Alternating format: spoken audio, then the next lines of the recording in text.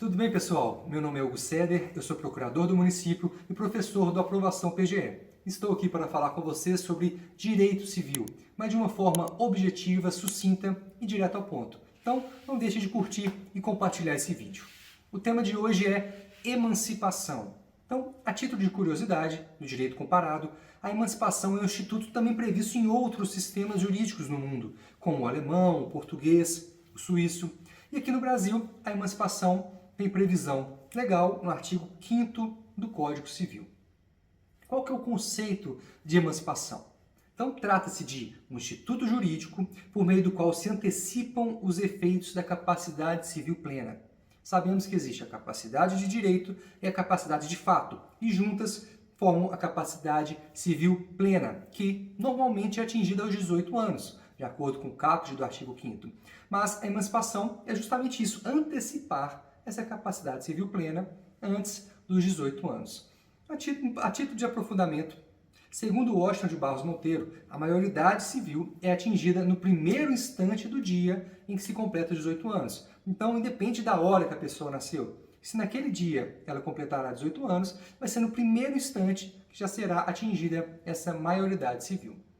Pois bem, então o artigo 5º caput prevê que a menoridade cessa aos 18 anos completos quando a pessoa fica habilitada à prática de todos os atos da vida civil. E no parágrafo único temos as hipóteses de emancipação. Vamos ler esse parágrafo único e depois destrinchar cada inciso. Vejamos. Cessará para os menores a incapacidade. Inciso 1.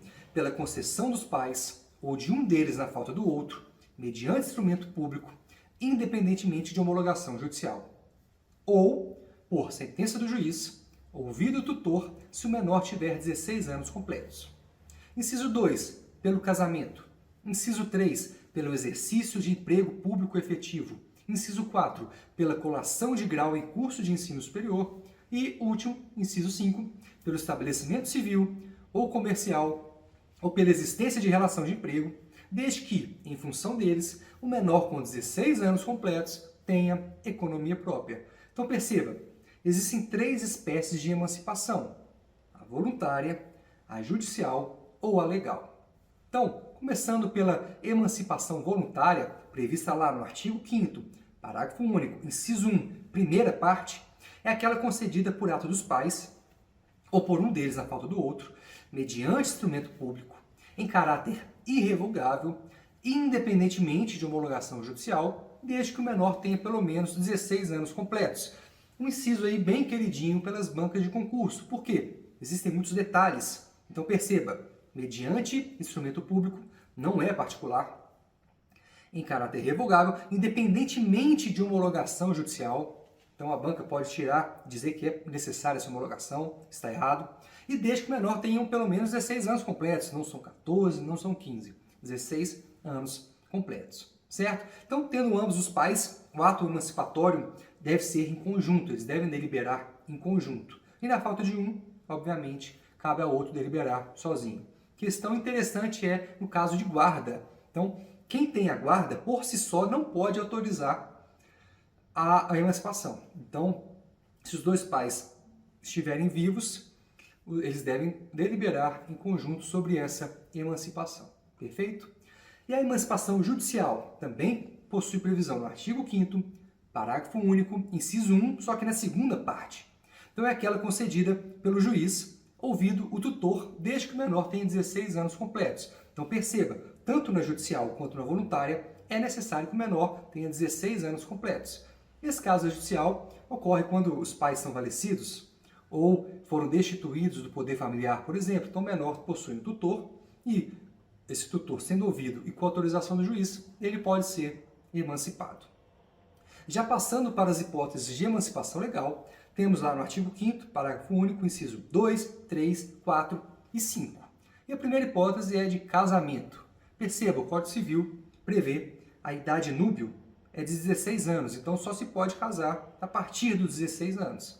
Então, se essas pessoas casarem, seja com autorização dos pais ou do juiz, elas podem se emancipar antes dos 18 anos. Perfeito? Segunda hipótese, o exercício de emprego público efetivo. Olha, esse é um inciso de pouca aplicação prática, porque perceba, os editais de concurso prevêem, normalmente, que é necessário 18 anos para ingressar no serviço público. Então é muito difícil que antes dos 18 anos algum menor consiga aí ter um emprego público efetivo. Pode acontecer, de acordo com a doutrina, em alguns casos de carreira militar em que se iniciam aos 17 anos, por exemplo. Outro inciso também de difícil aplicação prática é a colação de grau em curso de ensino superior.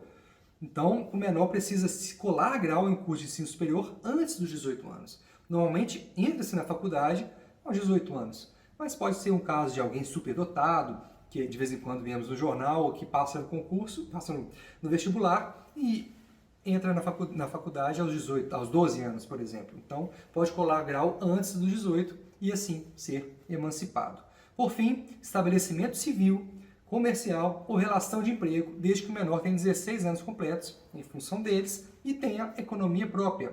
Então perceba que aqui também precisa de 16 anos completos. Então quais são os requisitos desse inciso 5? O estabelecimento civil, o estabelecimento comercial ou uma relação de emprego, 16 anos completos e economia própria. Então, destrinchando um pouco mais esse inciso, temos como exemplo o estabelecimento civil, um menor que dá aulas de inglês ou de violão em sua casa. No caso do estabelecimento comercial, um menor que tem uma barraca em uma feira de rua, por exemplo, certo? E relação de emprego. E economia própria deve ser avaliado no caso concreto. Não há uma definição legal ou doutrinária, enfim. É necessário avaliar no caso concreto se pode-se dizer que aquele menor tenha uma economia própria. É interessante que a doutrina entende que, mesmo que venha perder o emprego, não retornará à situação de incapacidade. Então, mesmo perdendo o emprego, aquele menor continuará emancipado. Pessoal, por fim, uma discussão em relação ao casamento que falamos anteriormente. Há uma divisão na doutrina a respeito de uma sentença que anula o casamento.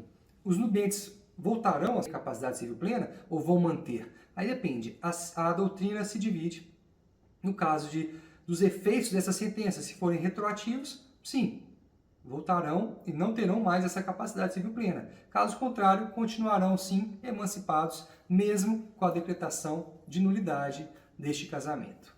Para finalizar, vamos lembrar que a emancipação civil não importa a emancipação penal. Então, o emancipado comete um ato infracional de acordo com o ECA, não vai cometer um crime. Perfeito? Então, espero que tenham gostado. Até a próxima e muito obrigado.